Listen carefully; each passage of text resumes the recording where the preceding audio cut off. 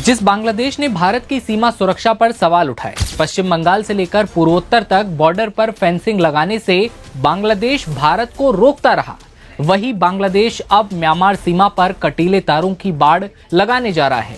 बांग्लादेश की तारिक रहमान सरकार ने ऐलान किया है कि वो म्यांमार सीमा पर 108 किलोमीटर लंबी बाड़ लगाएगा। लेकिन सवाल ये कि जब अपनी सुरक्षा पर बात आई तो फेंसिंग जरूरी हो गई, लेकिन भारत की सुरक्षा पर आपत्ति क्यों? इसी दोगले रवैये और बदलती जो रणनीति है बांग्लादेश की, उस पर आज बात करेंगे। पश्चिम बंगाल में भारत के बाड़ लगाने का बांग्लादेश कड़ा विरोध करता रहा है बांग्लादेश और बंगाल की सीमा पर।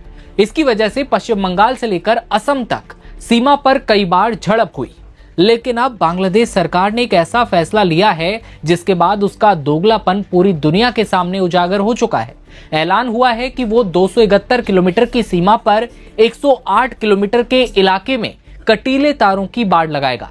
ये फेंसिंग होगी म्यांमार से सटे इलाकों में, जहां अवैध प्रवेश सीमा पर अपराध और तस्करी होती है। इसके अलावा बांग्लादेश को म्यांमार के रखाइन प्रांत में बढ़ती अस्थिरता से भी डर सता रहा है। याद हो कि इस इलाके में रोहिंग्या मुस्लिमों को लेकर बांग्लादेश के साथ भारी तनाव है, लेकिन जब भारत ने बांग्लादेशी रोहिंग्याओं के इलाज के लिए फेंसिंग लगाने का ऐलान किया था तो बांग्लादेश इसके खिलाफ बयानबाजी कर रहा था। और जब खुद के घर में घुसपैठ हुई तो यही बांग्लादेश अब म्यांमार सीमा पर जाकर फेंसिंग का ऐलान कर रहा है।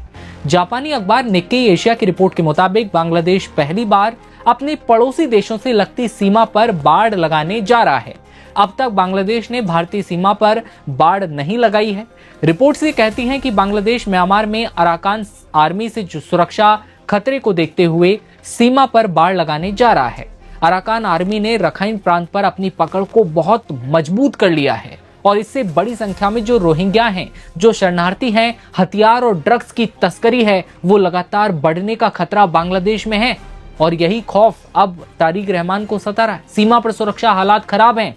सीमा सुरक्षा संगठन बॉर्डर गार्ड यानी बांग्लादेश यानी बीजीबी ने कहा कि इस प्रोजेक्ट के पूरा होने से दक्षिणी सीमा पर प्रबंधन मजबूत होगा, जिससे अवैध क्रॉसिंग रुकेगी, ड्रग्स की तस्करी, हथियारों की तस्करी, इंसानों की तस्करी पर लगाम लगेगी। इससे बांग्लादेश के लिए नई सुरक्षा चुनौती पैदा हो चुकी है। बांग्लादेश का ये कहना है कि उसके चटगांव इलाके से लोग म्यांमार के रखाइन जा रहे हैं और वहां पैसे के लिए लड़ाई लड़ रहे हैं।